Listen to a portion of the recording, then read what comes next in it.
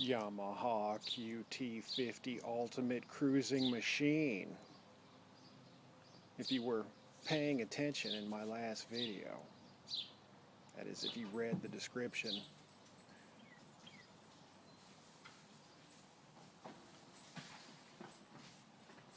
Wow.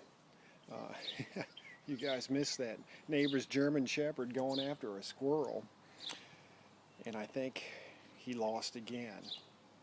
Anyways, yeah, ultimate cruising machine. Why do you say that?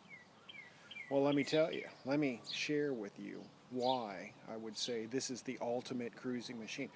Let's see who out there has the sharp eye and spot several things right off the bat. Let's go in for a close-up, shall we? First off, we've got to start out with the power plant, the engine. 47 millimeter piston. I think that translates to right around almost a true 70 cc's, whereas your Malossi kit is 64 cc's, I believe. And we've got the new rings on here.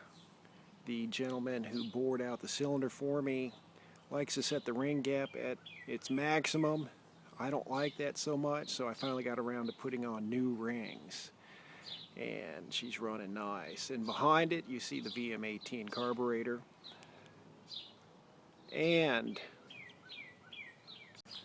behind that, you see the qt50 adjustable shock, rear shock from Treatland.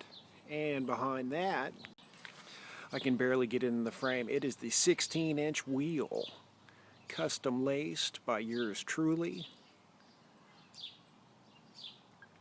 And as many of you know, that basically creates a taller gear so that you can go faster.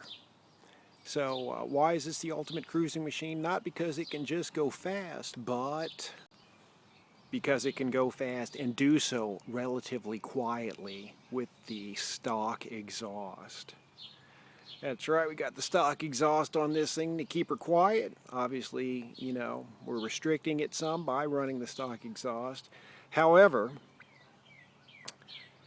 this thing does at least 38 miles an hour, and as I'm still breaking it in, I haven't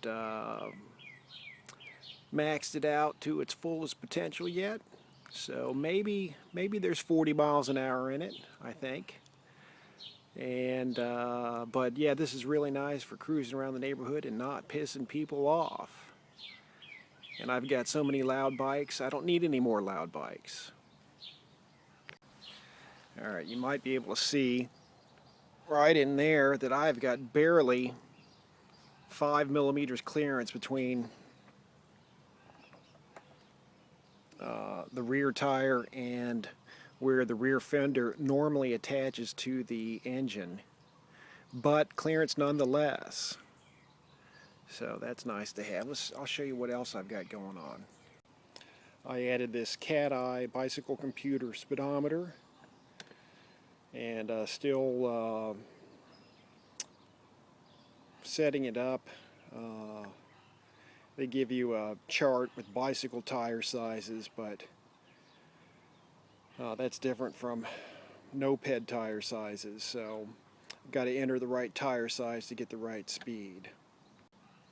And as you might be able to see in the middle of the screen there's a sensor, and then down here is a magnet, and on this bicycle computer that sensor needs to be really close to that magnet or else it just won't pick it up. So, you know, if we do this, I could even stand to get it a bit closer than that, but I've just adjusted it. We're going to try it again and see if it gives me a continuous readout this time. Otherwise, I'm going to have to move that sensor a little closer. Of course, well, I guess the top part of the shock doesn't move. It's the bottom part that moves, right? So should be fine there.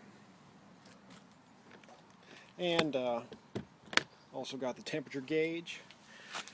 Can't stress the importance of a temperature gauge, especially if you've got a modified engine, just to keep an eye on the health of the engine. because when things start getting really hot, once you've got it tuned in, and if they get hot after that, it'll alert you as to a potential problem before disaster strikes. So the next thing we'll do is we'll take this thing out on a cruise, because I'm sure you're dying to see what it can do, and if it is really as quiet as I claim it is. I mean, obviously it's louder than stock, but much quieter than any bike with a performance exhaust. So I think it's tolerable to the people that I pass walking on the street.